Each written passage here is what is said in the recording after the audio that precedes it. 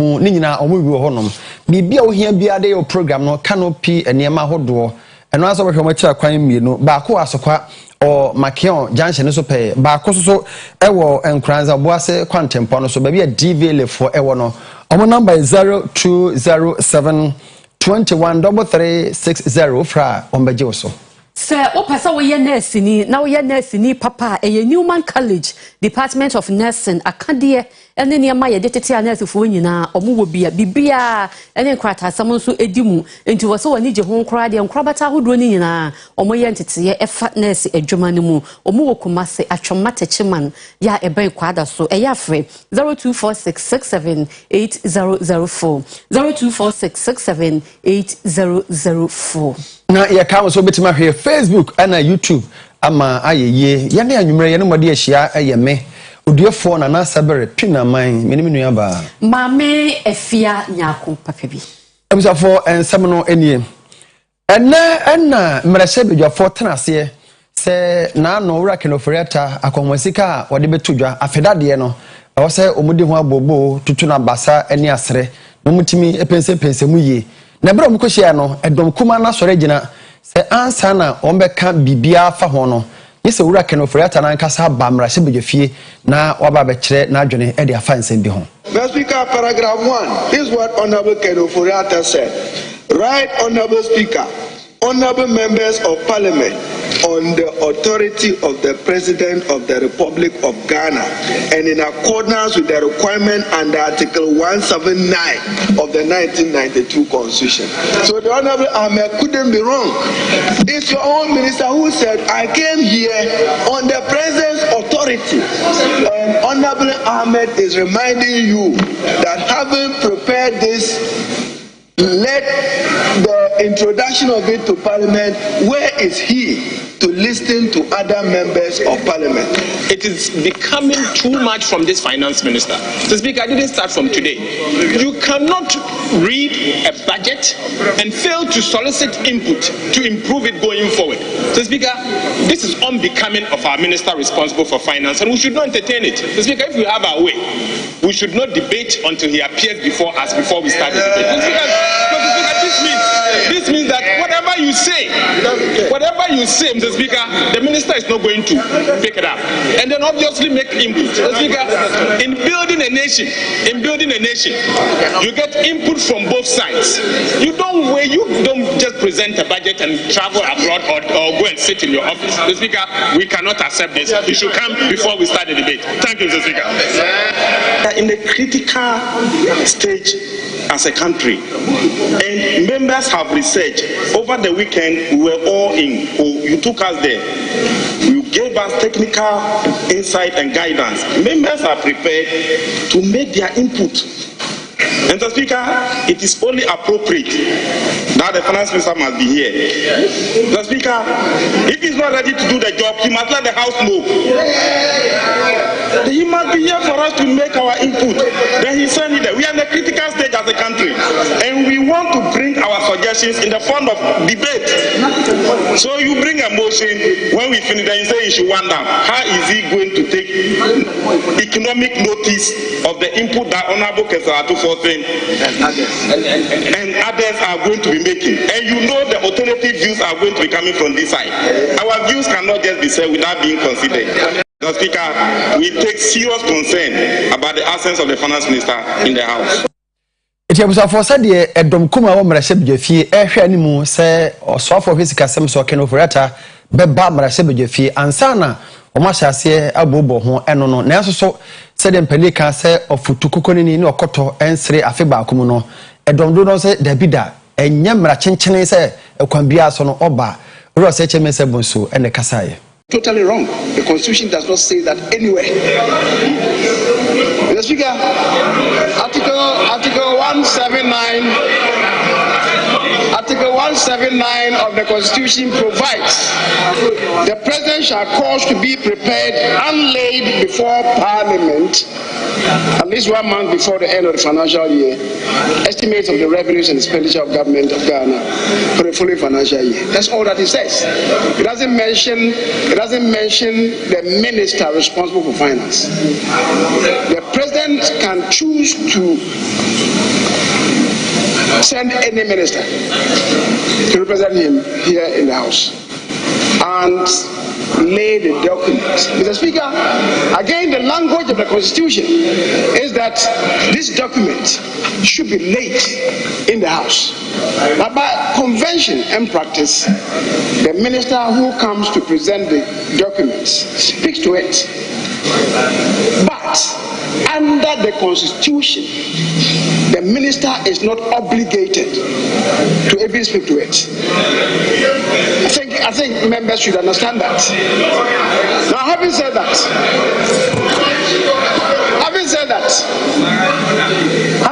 Mr. Speaker,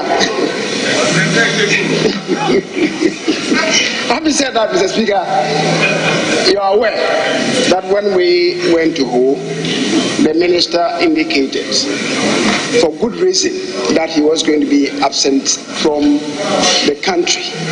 Mr. Speaker, you are aware of the reason that he gave.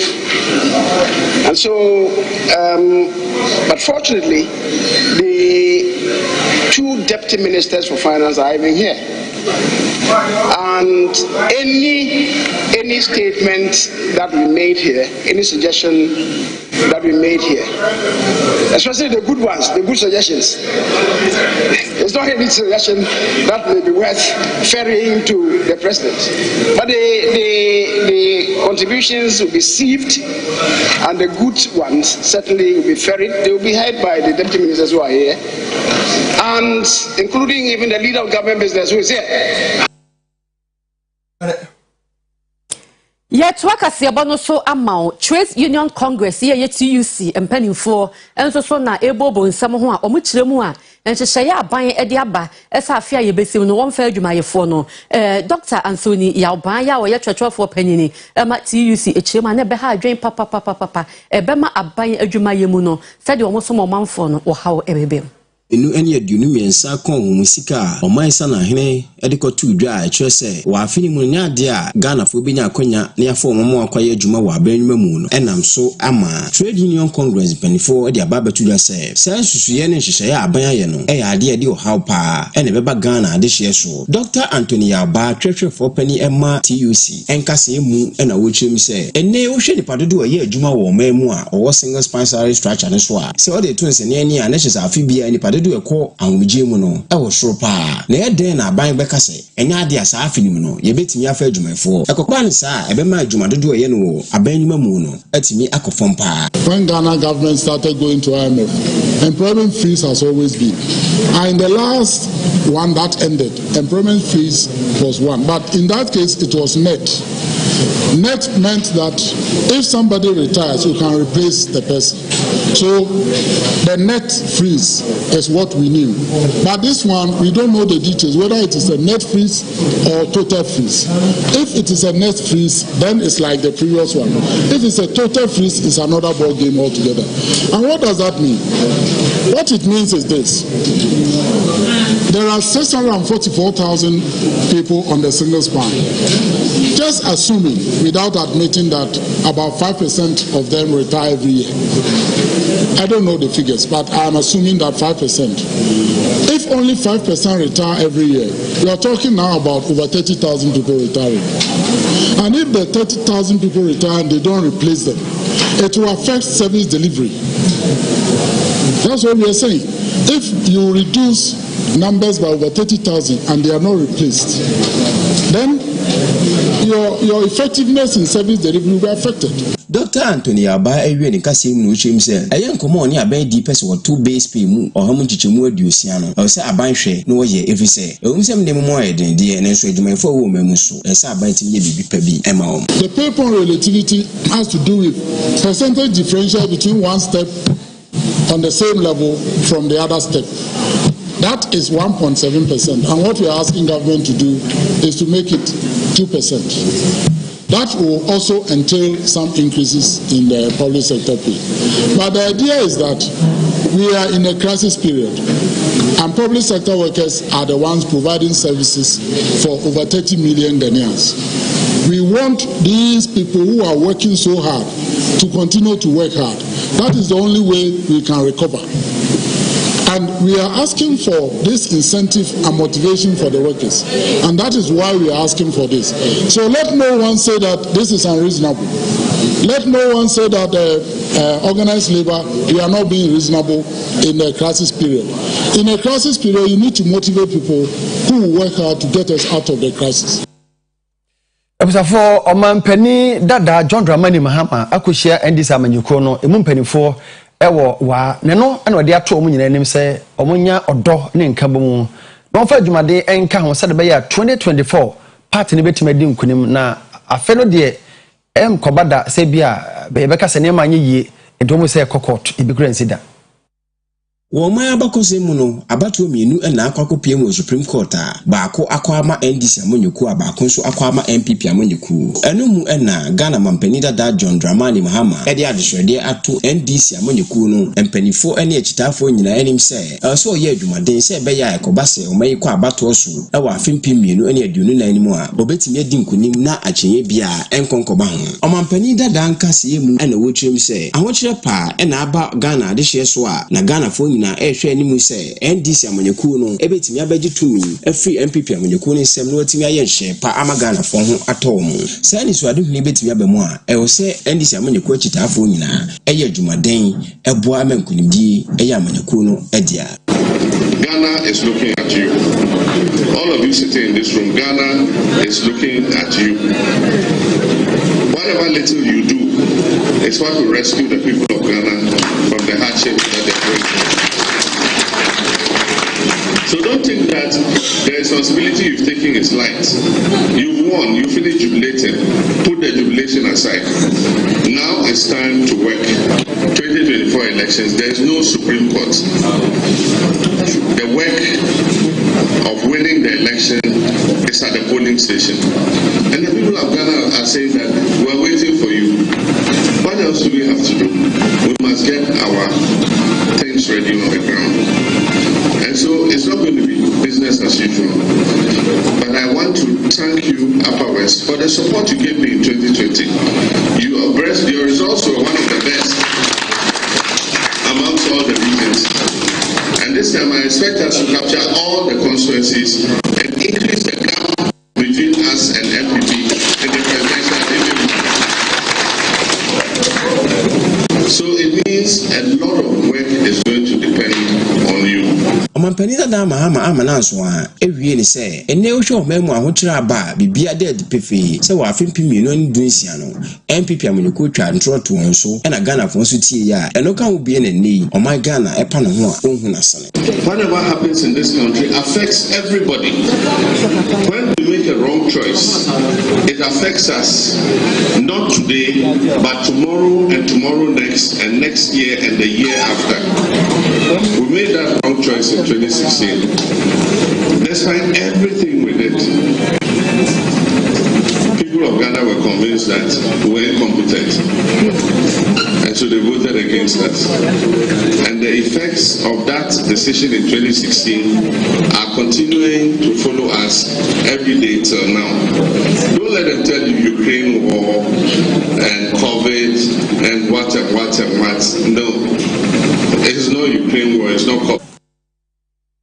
Kantaman to Jaya, Jatum Amanashia no, and I'm so amadjadifoni be Kasakasapa, Nabako, then Anoatum, Titnani, Emma, one year or Macrafos, near Mahudroni be, Eba Kantaman to Jomu, or Rabwachi Yadom. What the BBD and Woche will say, it will Musa fire service and I do near Jumaku, and far at the property of Coffee as a share by Emma to Janenso. Omunya krata be na watwe mienu ntem se omonsho omuye na eja ebeto edwanim to ohun se nipa bonfo bi ehyekyire. First idea, yes, a choir and the first one. You bet me a handle situation like this. It means if you say, why are we our market places? The person, we have 4 or 5 people, and I make the best time of all foods. I want to start to talk good materials. I standard the food. Now you would say everything is yes, last 2 years.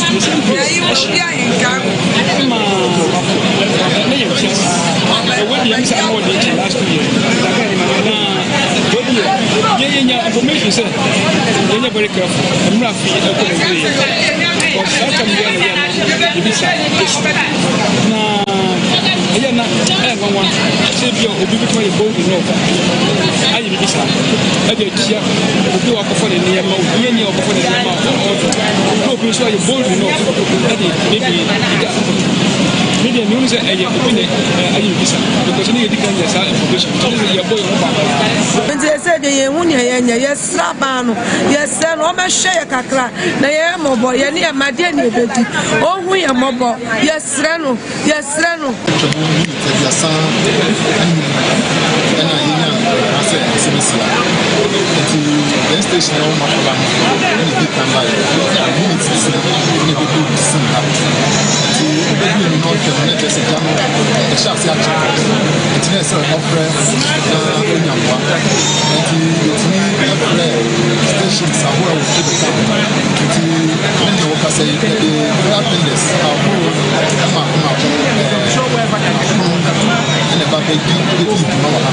Now, it's not continuous and why the free union police and prisons. It's a 1 for 1 tankers. Number of 14. It is a police and prisons tankers for her. Now, then you two of us say, and they have continuous protocol.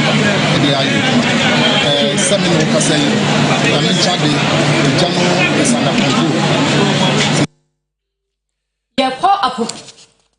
Yebedi kai afiro na fe yakọ adwira na adwira hene barema osai hwede ya otoso mienu atu nananom atankunyanum baako agene tumi afre ne nsam ne nyina ne se wadi nipa bi anim ya omoye fulani fo e de abakrom ho a de omoye no ahawre ho pa The Oko Ejura and Potema Ejura Hina Waho, Bema was saved the Tosumino, and Wajani to me so say, Nana Obribuahi, or Meminason Betu Hini, and Ne, Wajina Kunya, Eddie Abutua, 1 year, or Hini Beam, Nina, I say, about the first man there, Kosu, Romo, Fula, no for Mabonia, Womoye, and I'm so manana a catch there, or Hini say, and Hena, 1 year, a year, Fula, no for no Fibim, and I say, or no man, back on our Munya Sab on the first time on a Naya and day, I guess, of course, Fula, no for a year, and Mabonia, a dear chair, dear saying, now attack or manfo ekunkumbi edo how kese eba ekrono emu aposifo enam so akochi ne pamuni bi osusu se police constable bi a pabonfo bi kokunu no wonim hu bi a wachi wo mu ensem nyina ka ho bi ena edwurahene enso ebo odwa kese ofra aposifo na nanom ahemfo amanfo wo krom ho nyina ena obo odwa data ena obi se bisa ne nsem bebre eyade na nano wantimi enyi ne ho ano ena nam so a oje eye na konwa de ne tumi edifi ne nsema enei na nan wonya wo hene Mimina number 2 honum bi ensebede dwano omanfo mu okromo ho ebo sepa omoni je se nei waji papa yitu media fini nsemi sanse waka ho bi na abonofo se bebre ekoso ewo kromo ho enam so ena watu omanfo nyina afo asa postifo se dada nyina no wantwa ko no ho nhia no hwese bambo so betumi aye adwuma barema osai hwedo tosu emienu agya ne tumi so edi kro no asha assembly member owo ho afenzongo hene chief remem ena omanfo ho se omonhwa mpatam ho omonhwa so kotise obesi hene fofora enei de mimina so number 2 hene wanye wo hene e wo honum biema otu no ade so chief imam zio and assemblyman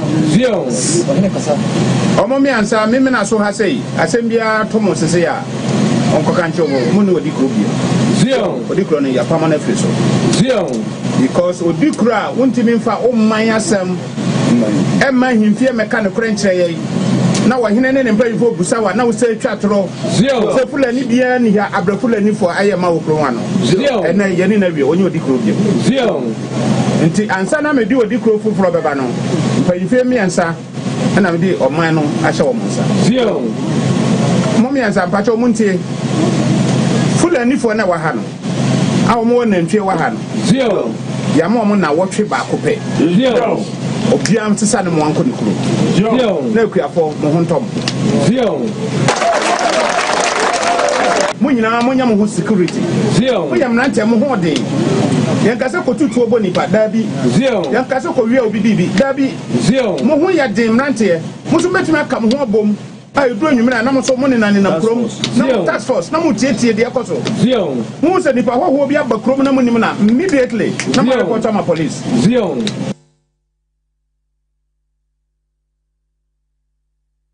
Yeko apomdimu ensemu na babia ni anwea so bekwai mansimu wopani a woda apomdi aso ye ano ewo honom na de afutuo ma sesesei eye onko sahias ya eye onko sana dodo na ekana eye ahohene eye we bi atisu so a ebedu anwumere kra no wunhuna de a ede anifra eba no omo wo ho pani nti wo sra wo manfo ese yare ne hu mpanifo pese o mutu ase efi wo man mu nti mantam na mansimu akoma akonkono ya ehye mantam na se no mpanifo no wo manfo ema won ho kwan no won wo mo pane enti asa onko yare no yade bempa forma enye adihia de we need to say it will not be of public health importance our your communities no any info ye man mu ya wanyarwa ku ahuro bebrea we actually this neglected tropical disease as the name suggests these diseases are neglected ebini their friend says kibis the tree castle their friend say where they say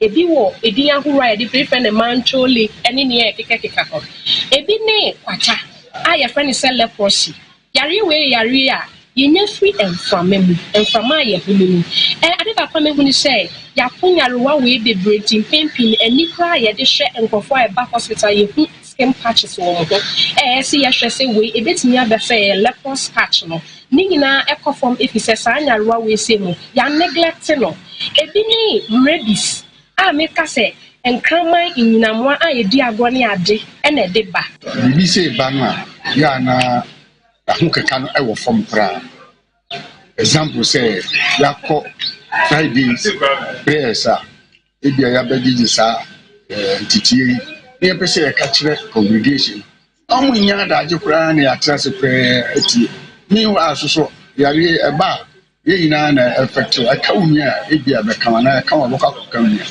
nti no me de akwaye so na mdesre kremufo man member se ban se yishia wa sorry dem na say the incredible mama please omunya ya ho abutre no mutie ye nia ye yi mu asana be level cover elephant assessment any onco any yellow fever any rabies nina no omama ya ti asese ntuntun na in fact I mean na madua ne san ntuntun the malaria nkwana edeba na sana noma mwa onko ne elephantiasis ne yellow fever ne rabies ne ade na samwo ya na sana amkofa ni na be so moko ka obi a ntonton ko ka obi a owasa ya de bia ana otwe no nsuo na odepete enti na moko ka chama so amane se ye be hwe anwuye pa na titiru se yete se ye chesa edro ya onko edro no kwasa miampo enda pele mfezi amanu Amusafo bekaya na nsɛn ɔhene ya ɔwɔ borai ahemfie nipa bɔnefo bi ekokuru no ɛyɛ nana mebo ya ɔtɔso mienu ɛsa komunipa mienu ɛka ho na ɛno na aka ho bie ama emabu na ɛwɔ ntwomrum ɛni abre dendenden no wɔde ato IGP anim sɛ n'ani kyerɛ ya no ɔmo no homɔden sɛ nipa bɔnefo a ɔmo yɛ saa no yɛbɛtumi ɛhunu wɔ mu Ntumra eye krobi a ewo Greater Accra region mu na eneyi mabo ho na asore gina woni abrepa oye nsentwofo enhia mu na wo kyese ensem bi ekoso ewo ho ewudie ne menteme ho ase basabasa bi koso ho a wo mu entiase na opanimpa ogina wo mu ano eye owura emosu yentumi wono na dodo na afre no aluta no ne nsentwofo kasa no na wo kyese so ba hono ma nipa bi omutiti ntumra ho bi te se kokomafo mu obakando boraye chindiri akani ena fe gurubi omunyina ya de se omu free eye ntwumra ho omu mpebi mabetena ho free baabi ena betena ho no ma che so omu no mo hye baabi a mabetena ho na bonofo sem ekoso ewo ho enu nti waktoto e de asre eye IGP Dr. Ekufu Dampare ene omampanin Ekufu Ado ne mpanifo se ne me ye omumra mu na asumdwe nso emra mu ewo kromo ho ema dodo ewo kromo ho etu kwan free krache eba ntwumra onyina so ba ho bia won so wode won sem nyina so eto mpanifo enima wo say abonfo sama ekoso ho nyina na manfo mabetena ho no ma mufi say ekro no yomu dia no na eye sante mpanifo emre mu ma omu sesi ababia amete an konkoma ne bia ni Ghana ha onimina me metena ha entu mfuturo enku ni bani efise konkoma fo bia ni mi say enti yaso ye gira ha every IGP say yan krofo no omakun no You hear justice. You hear justice. And you say it na say you betu mfutura for the entire obia. Na ye ma obia na owo otirigin ati ase say konkoma for owo otirigin ye ni obia ni asase hia. Omampeni nanado. Ye besrawo e wa ntrombo constituency. E ya otirigin. Esa say okusi a e ma ne mema na e brekese. Ye ne amofra ya ho kire ye. Nanso ne aba mu die ye besra say bramu bi. Behwe ye. Esa say adwuma kura ni kro nu ho. Eni ye constituencies ni mu. But anya asi Friday die. Nana ye sraw say obema IGP eni mu asoja from penifo akukudam amonko ho enko pata ntokwa na mayen na ntumuman eni konkoma eni etwaka omuni asase bia omoche na konkoma ansehye konkoma fo omonhyehyeye eni ye nhyehyeye na enya adekro ye ni konkoma fo eni asase bia ye pre ho omomo modin na regional minister asamni ba ye yente nka ye MP yente nka ni akonkoma for youth ni kan se omumpanifo no e na hye omukutupa e na omuye na omuye yi se eye nokore saade a ye pese anti Joseph Kuyo nka se ni akonkoma for no kan no eye nokore ana enya nokore ye free oti mantam emuni akonfinfin mantam mu na aguna nsaba Ohima wo ho no no anso e na aguna traditional council ye na nanoma hemfu bedwa no wo hwe chire esetitinani nana man kansan ya otoso miensa wo so wosre nananom empanifo na impo aban ne woni abibi wo wonsam ese niam bebre ho no menkoye e wo mpotem ho no nti wo hwe ese wo beboa won na impumtudwuma wo mabesom na eba ne sa wo mafo ho ahare won e wo wansitinem na kuro yi dwumedi a yɛde asie ne so dentu mutu ase memfa sɛ akɔ india yɛ san ka bio aha yɛ district capital na yɛ district fire tender esi office hɔ no mfinsie ni yɛhu sɛ esi hɔ ba wobɛbisa sɛ ɛyɛ adwuma mfinsie ni ɛna ɛyɛ adwuma yɛbɛserɛ dc national megye di sɛ ɛyɛ mo asɛde wɔ assembly hɔ sɛ nsiesie biara ɛsɛ sɛ moyɛ nsiesie saa yɛ fire tender no ɛwɔ sɛ motum yɛ mfinsia dan na esi kwan sɛ yɛnya foforɔ a nsiesie so yɛntuma anaa nti sɛ atoyɛ nkyɛn bi esi kurodua yi ma afei na wɔbɛfrɛ baabi foforɔ na ɔhɔ so sɛ nyame amfɔ fie na sɛ biribi esi hɔ a na kyerɛ sɛ ɔndura no na asɛm ato yɛbɛserɛ ɔmɔmɔde sɛ wɔbɛdi ne dwuma ade ama na nka ade a ɛsie ne so kɛse ayɛ yɛ kwan efi sua du mebe nkɔsɛ ase mfi wo ni banya akyi na mmom efi sua du de ban sabakoro de ma yɛato ware ahyɛ ɛkwan ya ne ɛnam so edwadifo abaatan adwumayɛfo sukuufo apemfo yɛserɛ mekai paa 2020 abra a wɔbɛto aba no mu yɛhu sɛ contractor bɛda so sɛ ɔyɛ kwan wɔde machines bɛgu wɔ saa bere na president pakoro yi nti wɔde machines bɛsii so president tu no to feel kurom ha no ma nansa ne wɔyi machine nyinaa kɔ yɛsi dɛ yɛhu nansa ne nda yɛhu sɛ wɔdwi me mpo menim sɛ president vice president yi ba nti ɛna wɔdwi sɛ obi mpo na ɔtwa na ɔde akɔyɛ no yi wɔ ne kuro yɛserɛ ɛdu berɛ a wɔ sɛ yɛkasa ɛkwan no yɛhunu amane wɔ ho nti de sɛ yɛnyɛ nsiadɛm deɛ meka nyinaa mede soma wo sɛ wode bɛkɔ ama yɛ nokware no yɛdi mo ho yɛ sɛ nso sɛe yɛadwumadi a nka yɛde sombo kɛse ade bɛma mo ɛsiane sɛ yɛbɛtena ha boro 2 hours ansa na yɛte ha nyinaa yɛtwɛn sɛ mpanyimfo ba sɛ yɛnim sɛ mpanyimfo mba a anka bi asaa bere yɛatuapo nanso yɛtwɛn yaa no anka momfrɛ mpo nka sɛ bi a biribi nti bɔntumi ba yɛatena ha Oba, the Obacatra and said, Ukasa, so done and made up. Now, Mobana, what else you are sorry, Jamwa, and I am Dana. Every breath, I say, Passa. Nanano, Menamenanum, 1 year in Jimmy, dear Sindano, Yampasa, Bessidio. Yawahoma, and I was some more home. Into bring now your father was some of years, Sunny, I was some afraid I had to do so.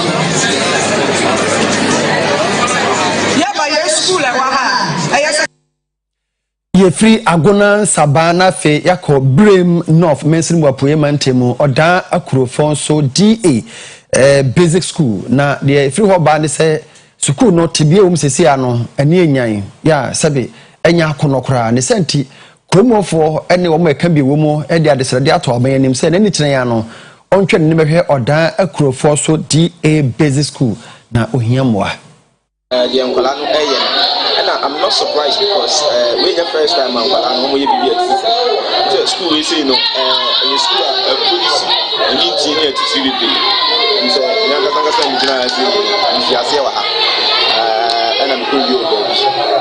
to be I think last year, the overall best student that we winning School of Engineering, Nevada University, of higher school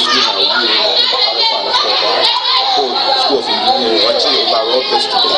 It's the Mufane Yawasi, Musa Talent Review, Chafone one, Bomon, Palancho, and some Musia, they are very good. It's a young woman say, and the BC. The Baha, there was so many encouraging. Than you knew, and I may have done my very DHS. The Maya, it's now.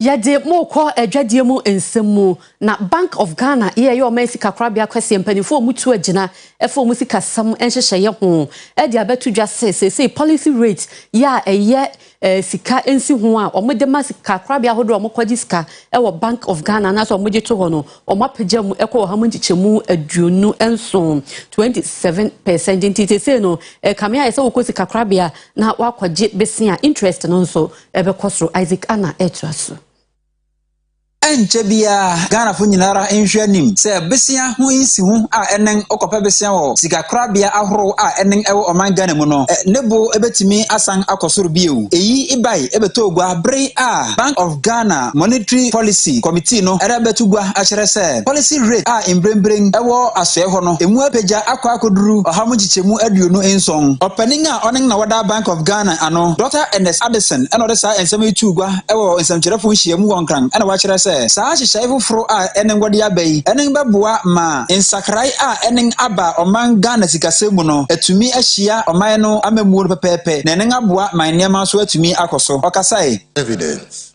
that the policy rate increases in the past few months have helped dampen the pace of monthly price increases.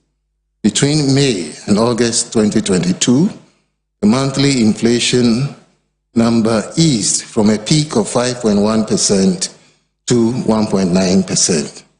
However, this was reversed in September and October on account of additional shocks from upward adjustments in ex-pump petroleum prices, utility tariff adjustments, and transportation fare increases. In the event, inflation jumped in October to 40.2%. and has dragged along with it core inflation, which is almost at par with headline inflation and indicating significant underlying inflation pressures and upside risks to the inflation outlook. The inflation forecast shows that inflation will likely peak in the first quarter of 2023 and settle at around 25% by the end of 2023. This forecast is conditioned on the continued maintenance of a tight monetary policy stance and the deployment of tools to contain excess liquidity in the economy. Nanso ni nyina mu no wasanga kyerɛ enema ahoro a ɛwɔ sɛ aban na manani ekuhu sɛ de ɛbɛyɛ a ɛbɛsika sɛmatumi agyina ne nan so. There are, however, some risks to this forecast that would have to be monitored, including additional pressures from the proposed VAT increase in the exchange rate. Continued vigilance to the evolution of these potential price pressures in the outlook will be key. The committee is of the view that the significant upside risks to the inflation outlook remain. To continue to anchor inflation expectations, the committee therefore decided to increase the policy rate by 250 basis points to 27%.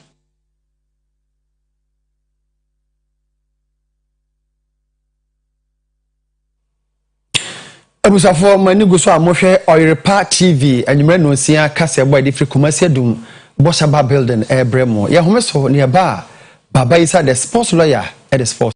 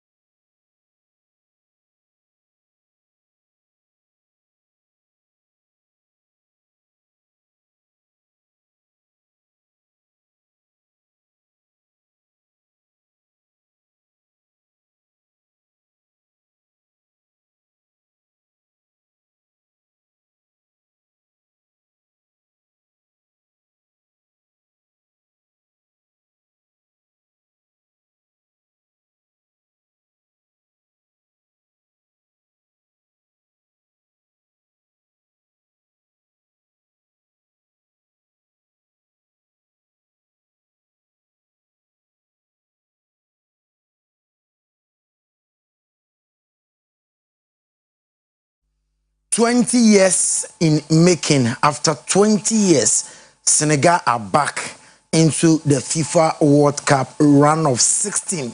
Intiama qualified for group nominate Netherlands and I qualify first African country. I'll qualify for group stages no Senegal and remain so imwajo and some doors on them did this fata self na fe wotie and yede Emma was sports lawyer the only sports lawyer in Ghana football. Yan shall say Emfi the Blasters of Ghana. Omaso yenra yeche South Korea eboma kamiensa.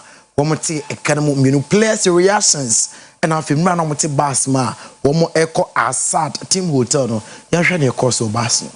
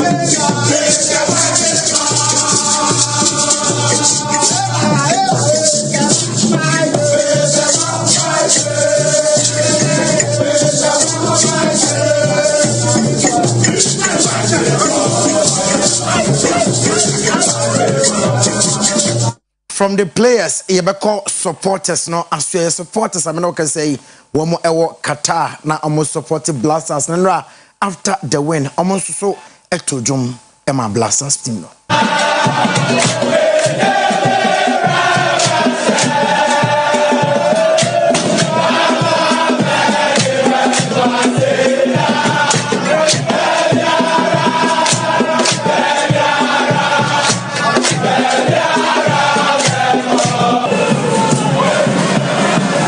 Enra Portugal for Omudin Kunim Mebaso, name no, Mamenko Sule Ali Muntari, Nasuye, or a legend, Emma the Blasters of Ghana. No, they are two just say Thomas Partey, a important player, Emma the Blasters of Ghana team, no, or a intelligent, or John Fifiwa, a lot, and all the minor. He's an amazing player. He's superb. I love to watch him play. He's so intelligent. He commands the midfield. For the last game, for the last game that he played with Portugal, I didn't see a lot, but I have no doubt that with South Korea he's gonna do well because he's just exceptional. Eno Sule Ali Muntari Enra eno de two just finally ono crowd into a house of folk and say ne ba ekache ne say wan hu se ne papa no e bobo nti be anko wansan corporate so biem na onkonkosi akan no ne man ru mu house of folk a okoye adwuma emmo for now o de osom na bana wie as a footballer yenko mundial 2022 no enra matches outdoor etimi etodwa Portugal eche Uruguay ebom ekamino a omantimi antimi wa Brazil eche Switzerland eshomeka ba ko a wo mo entimanti yanhwe highlights no emra.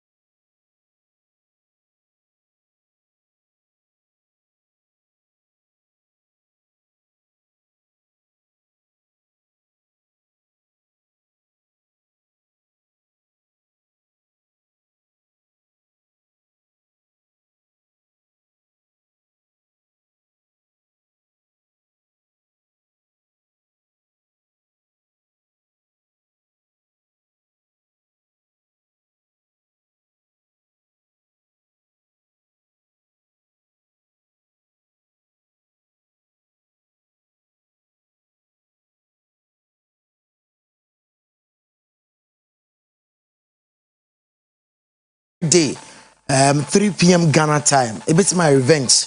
Manford 2 team no for say my uncle in as a revenge. It sounds like air football. Maso Kunedua can be as a mojana can be. Young coaches are game no. Emra Ghana Portugal almost say. It's a good delivery. It was the closest we've seen to a goal so far.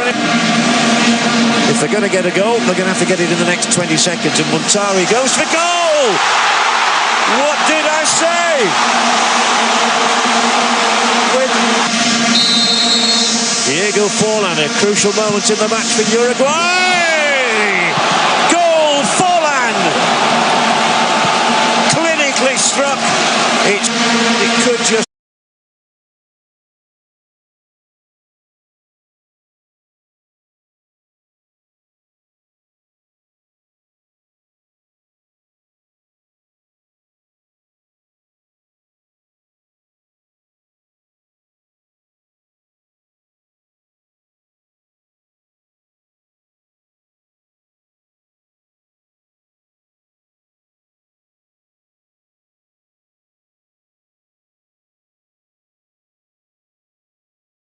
On Friday, we are Ghana nya umumpa say adewe ebibesi biem Asamoah Enra on Super Sports.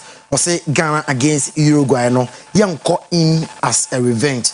Yanko boy normal football no gidi say boys no Enra spirit a omodane di no omkoso yesa emkudimdi ebeko ama Ghana.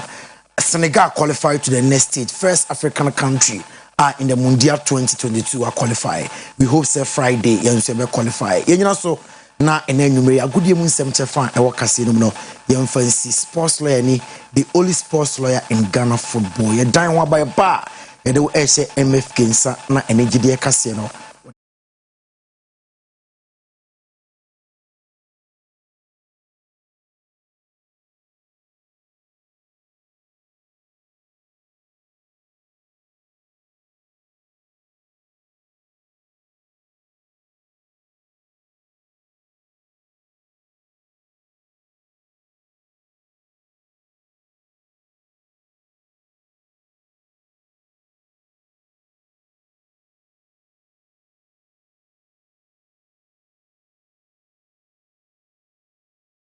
Adeshimama ebenada moso ebraso si egie ni ewo kasebo no emu midi ede maame frempoma crunche MFK for short entertainment perfect mena me bedi ho chia me ede amamo anwumre na opiesie Esther ya wo bo enwom ewo ma emu nyamenwom wo ye gospel musician wo de afutuo ama woni a efefe ba ya wo bo nwom se wonya abotre esanse wo fiti prekope epose a moja eneba wo si ne stardom no edidi dodo na etimu a eniema ensese wo mu ye eno shase a enti wo se abotre ebemu aduru baabi apese uduru artist PCS and editor Jechim say ono she believes in timing. Who say bibia yemre if it's hwe baby or sha say fie e music industry ni mu bra wa bre no new producer all team painting kwa e won twetwede na nei yankopon etumi ebie ne suma wiase ina teninka no hu say bibia yemre nti o ka e de ahyenkwan etuni nuanum keto o gospel artist o moba ne say omunya abotre mo mu rahye kwa emre pemu no yankopon be hye ne hwanu nia e ma wiase ate o mu ka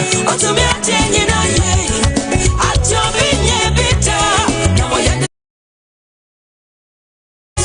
Oso otumi ade nyina ye nti de obi nya bi da no eno ye e de hye ne ho animonyam abrantie ba ko so wo bonnwom ye friend family nothing na get na so on de da bia woni hwe no ene wo se Ghana ye den pa economy no niema nkoye nti ono nka gobe gari and beans enya de bia wo pe nanso ne wasachire mu a wodi gobe pa enya asem ketewa winning art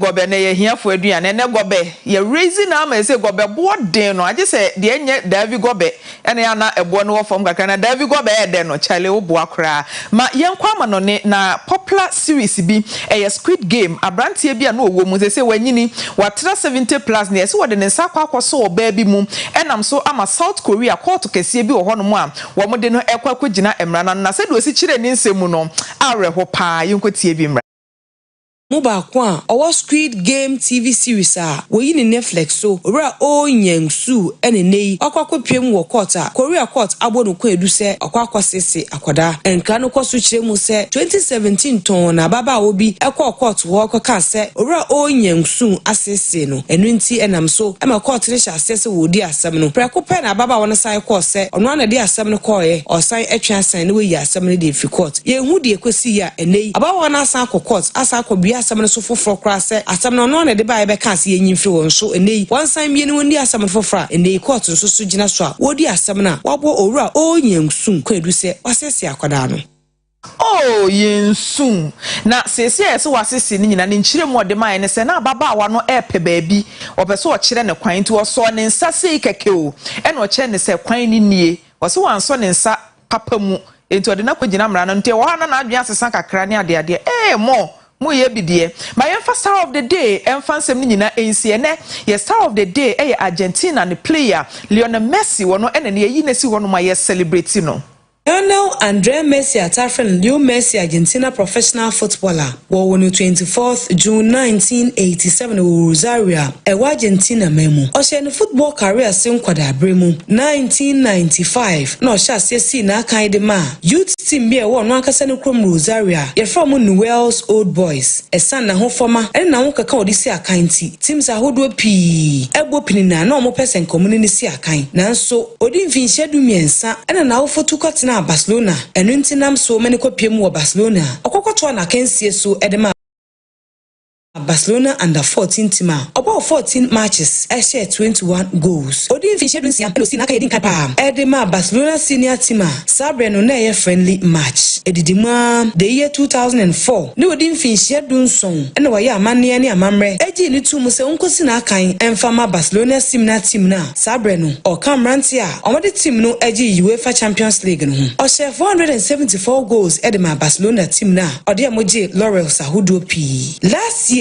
and of free Barcelona team no ma odi nani chire mu ekoto na kensie no so wo Paris Saint-Germain e from PSG the year 2005 no nya akwanya no collab ekosi akan de ma Argentina senior national soccer team okamranti omodi team no eko World Cup sahodo no wo 55 goals e de Argentina senior national soccer team na eno so what bon ho mbani pi World Cup sahodo Argentina team no akonumu waje abaso body ahodo pi ebini oye 6 times Ballon d'Or holder and I say waji FIFA Ballon d'Or atwaso imprensia afenso waji Golden Boot World Cup Argentina ekoi mrebi etwemu for a bejina star of the day so na ye den sem ni nyina asi as usual so hwa mensa so a eblenke ya Nikki's glam wo kumasi he ya adum Ezra FM hwa ni mu so wo se me ho donti no wa wo pese wusua aduma wo je no wa che ebo ni mu mienu se etu na wa kire waduma free bonto na che se me ho do enti kwai na ya Nikki won kire aduma e ma ne nye kama edin a meje so eye Maame Frempoma Crunche MFK for short entertainment prefect Oduyefour Nana Asabre Penamai Oduyefour for long when Maame Efie Nyarko papa bi edikase ebo no ekonkofo amaso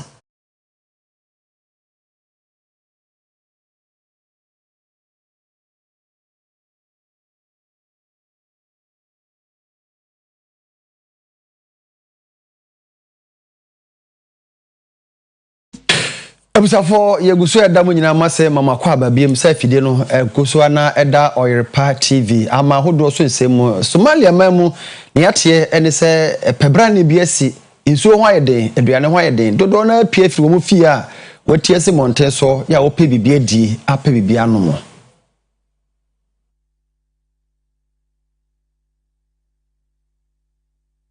Osubrani a na mframa jampandu na mu a eto ewo ichi enam so ma asase wo so ye oyene ebo Italy man no aka ho bia ma Italy aban declare state of emergency eno mu na atoyenchom aboafo oguso a ehwehwese nipa awodo a wahira na obetimi ahu omu empanifo abon ho modin a otimi ayi nipa nwotwe a akramobo nse bia odi bes na otwemiensa aka ho bi ni nyina mu nipa nso na empanifo yi omu a wato anana mo nse do Italy man prime minister Giorgia Meloni akasa de ababetudo se adehye wo ichi a enya abotoye mu said the answer aya ahomte sempa nanso atenche aboafo gusu a oye de obetimi bia se be nipa hodo a ne ohwehwe o ma wo hu mu no obetimi ehu mu na ni nyina mu no Italy man ni nyina enjam adehye a we free asasfo asase so no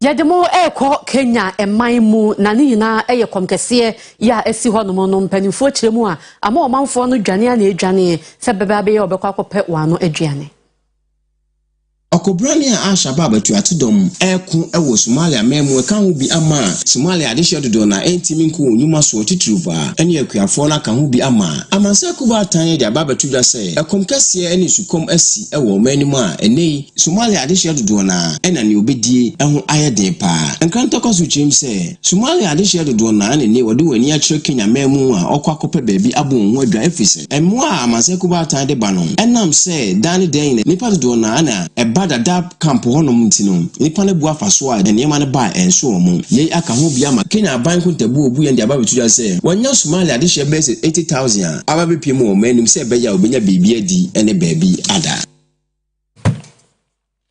Abusafo ye beda mu nyina mase se munya bre na mohwe Oyerepa TV no nsia kase bo a ye bobo no ede bre mu yemfa seda ema Palace Rental Services program bia wo ye bia wedding engagement and I say a year party to suffer on a meboa a fan PA system a fan no say carpet canopy afi fidia ye je na simu na ya betam ko bi ni nyina bi omo ni nyina bi omo de be ma wo e no mo wo hyan a ye de amutumu e ko ba bi a wo de ko bia e ti mo de na hwe mo kira kwan on krabata mienu kuma se ba ko e wo asokwa make o janse ho a ana ba ko so wo obo ase kwantempo no so nkranza Baby a DVLA for office no one junction so pay ubetimi atom nkra we 0207 2133 60 from obeje so Newman College Department of Nursing say mfanto nim so wotete nurse for mo obeye akuni ni anintini ya omwadwuma ya eso nipa